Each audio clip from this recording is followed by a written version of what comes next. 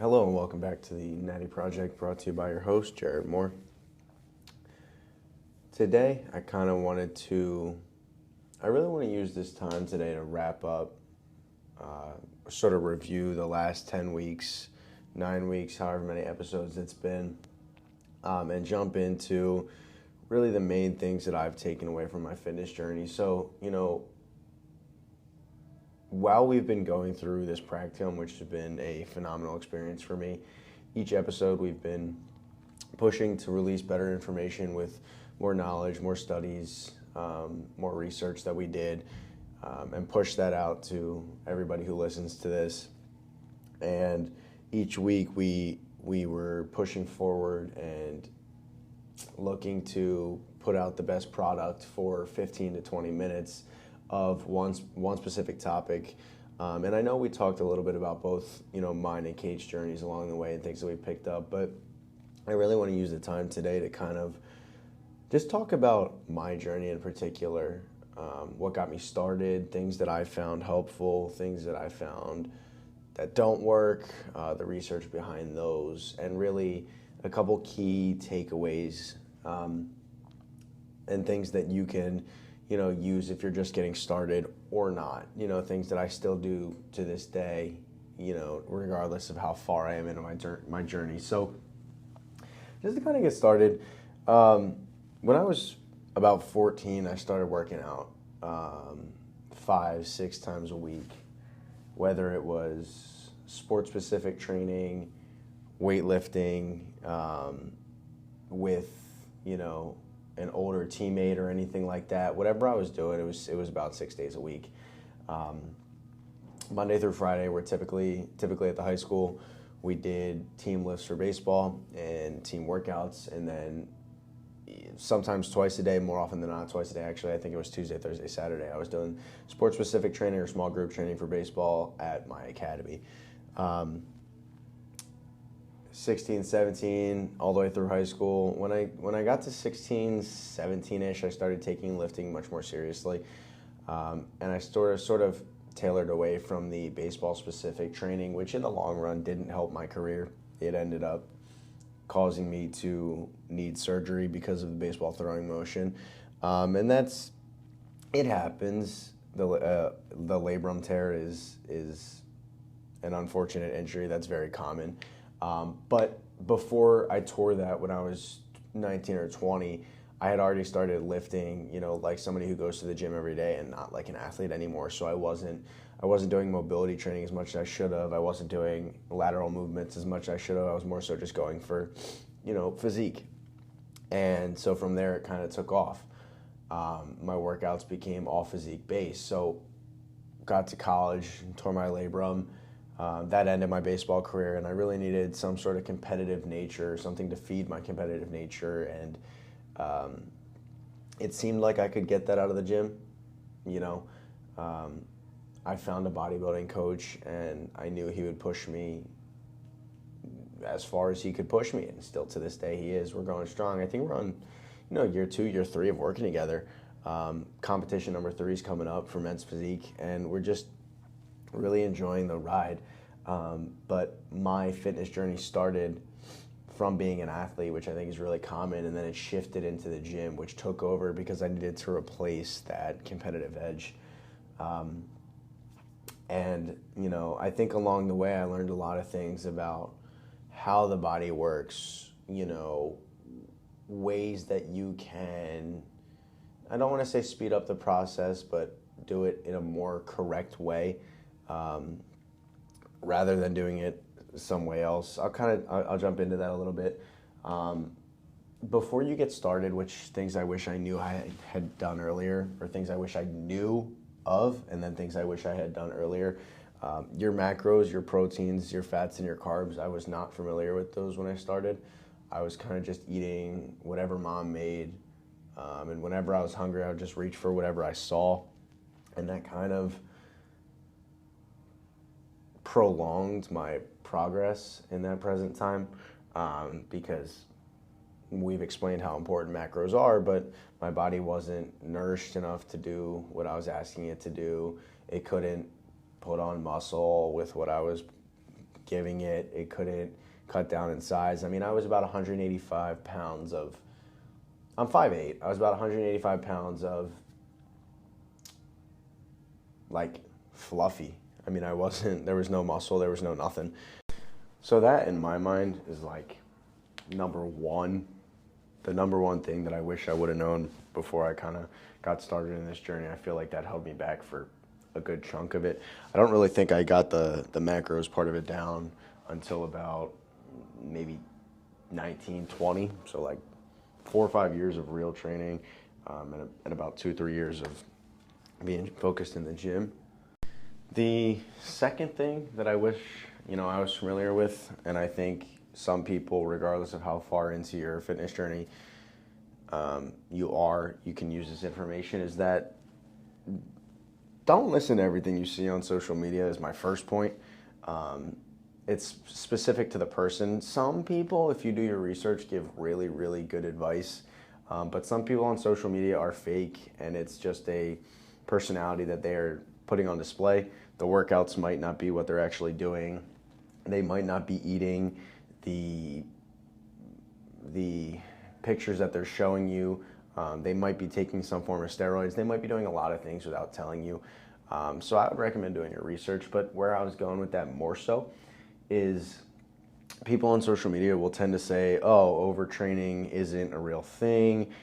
You have to push to failure as much as possible, yada, yada, yada. I really disagree with that based on research that I've done. And again, do your own research. But for me, especially being newer in your fitness journey, take it slow. 3 days a week for 30 minutes is a great starting point. Work up, where I am right now. I'm in prep for a bodybuilding show, and I'm 6 days a week with a rest day. And none of my workouts, including cardio, exceed an hour and a half, hour and 45 minutes. You don't need more than 2 hours, and you don't need to be going twice a day. You don't need to be doing, cardio for 45 minutes in the morning fasted and then a workout later at night. Again, that's going to work for some people, and they might be in some sort of a prep or not, but it might not work for you. You have to kind of go trial and error and find what works for you. That is my second biggest point of advice, is that you have to try out different things that work best for you. Maybe you've been taking some form of a HIIT class, high intensity interval training, for 3 months now, and you find that you're not losing weight. Chances are it's not from the workout. You can try and switch up the workout if you think it's going to fit in your schedule better, but it's going to come from the diet. Switch up your diet a little bit, switch up what you're eating. And always, always, always, again, like we mentioned previously in MyFitnessPal, it kind of goes hand in hand, but this would be my third point of advice, is to find out what your TDEE is. Basically your total daily expenditure, what you're burning in a day. That's where you're going to build out your maintenance calories, your bulking calories, and your cutting calories if you choose to do so. If you're trying to lose weight, technically you are in a cut, even if you don't consider it a cutting phase. But you have to figure out roughly how many calories it takes for your body type to function every day. And don't lie. In that calculator, I think there's a .org that does it. In that calculator, you have to list your height, your weight, which it's tough to know what a person looks like just from height and weight. If I said 5'8", 150 right now for me, you would think I'm small and skinny. And then if you met me in person, I think that it would differ. But it's also going to ask you your activity level. So it's going to say a couple different options and they label it really well. It's like 1 to 2 times partial workout is the lowest one, but then in parentheses it says like desk job or like sitting 9 to 5. And then on the other end it says athlete, which would be somebody who's doing like 2 or 3 different forms of training throughout the day with recovery, physical therapy, XYZ. And then in the middle there's all of the other options. So 6 to 7 times intense workouts, 3 to 4 times intense workouts a week. Don't lie on that. Be truthful in what it is, and it's going to help you build out your calories. So for me, I'll give you the example of what my TDEE shows up as. I put myself down as 6 to 7 times a week, high intense training. And like I said, I'm 6 times a week, so that's where I fall. I don't fall on athlete because I'm not an athlete anymore. 5'8", 152, and it's going to put my TDEE right around 2,800. Now, I say around because every body's different. How your body adjusts to things, how your body burns calories when it's sitting, when you're just functioning, it burns calories differently. So 2,800 is an approximate number for me. Now, through trial and error, I'm going to find what works. So if I want to be in a cut and I'm eating 2,400 a week and it's not working, I'll drop to 2,300, 2,250 and mess around with it that way, but give it time. And really, the last point of advice that I want to give before I kind of wrap up with a little bit more about me and where I'm headed is to give it time. One of my favorite quotes, I don't know exactly who said it, but I know it's all over social media, is that the guy that loves walking is going to walk farther than the guy that loves the destination. And what that means is if you are just pushing for an end goal or an end result, like, hey, I want to lose 60 pounds and then my fitness journey is done, it's complete, it's not. And you'll give up and you'll revert right back to where you started. Rather, it could be, I want to lose 20 pounds by X date, and then I want to lose 10 more pounds by X date, and then 10 more pounds by X date, and then I want to start to be able to fluctuate my weight accordingly. So I maybe want to bulk, and then I want to cut, and just keep making short-term goals along the way that are going to keep you moving. So for me, I have a big goal, and it's that I want to be a pro. I want to win my pro card in men's physique in OCB, which is a drug-tested natural federation, and then NPC, which is not really drug-tested. But that doesn't mean I'm going to do drugs. That just means I have to work a lot harder because I'm going to be facing guys that can be on steroids. So that's my big goal, right? But that doesn't mean once I achieve those goals that I'm done. I just keep leveling up and finding new goals. And at that point, maybe once I win my natural pro card, I decide, okay, I want to train for a marathon, or I want to train for a powerlifting competition. And I just keep pushing myself to be better and better and better and better.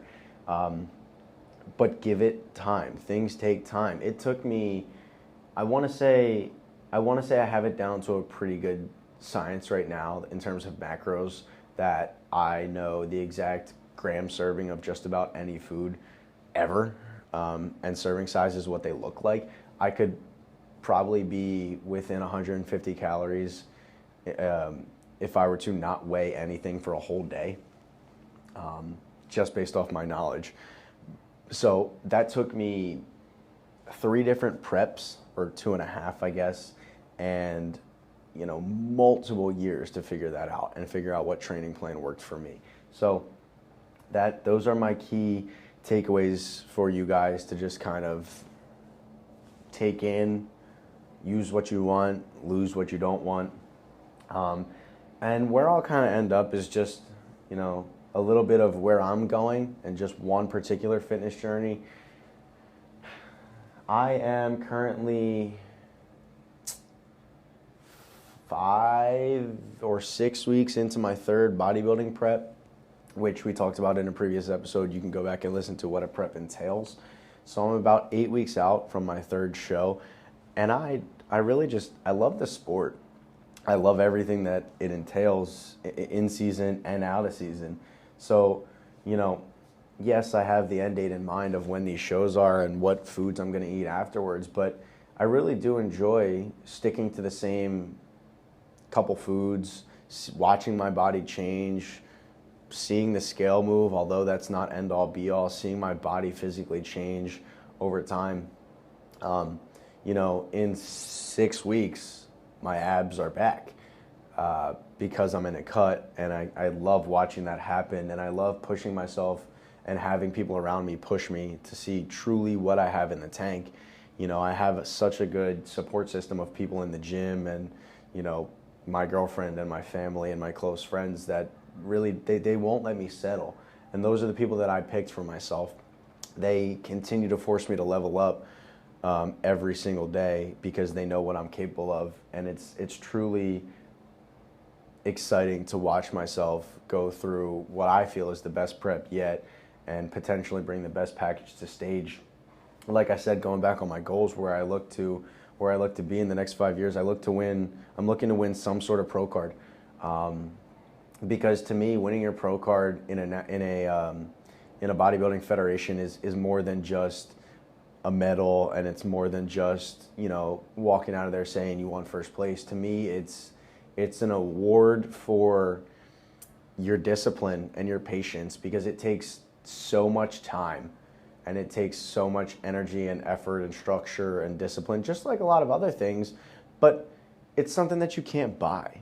You can't buy any form of success in this sport. You really have to put it in and day out and level up every single day. And that's what I'm looking to achieve. So this is my story. I'm just looking to enlighten you guys a little bit on one perspective of someone who's gotten into it after being an athlete, which I know a lot of people go that route. Find what works for you, find your path, and I can't wait to see everybody's journey. I mean, I'm honestly everybody's biggest fan on social media. Like, if I see a complete stranger show me a fat loss journey, I'm going to comment, I'm going to like it, I might repost it. Those things motivate me. Like, okay, if he can do it, let's see what I can do. And it's not a competition. Don't compare your chapter 1 to somebody else's chapter 20. Just because they have a similar body type as you doesn't mean they haven't been training maybe 5 more years than you. And sometimes we all fall down this hole, but your chapter 1 has to be your chapter 1. It can't be somebody else's chapter 25 that you're trying to compare it to and pick out the differences and get mad at yourself for not being where they are. So take all that in, sit with it, figure out, where you want to go, and I'm rooting for every single one of you. Go get what's yours.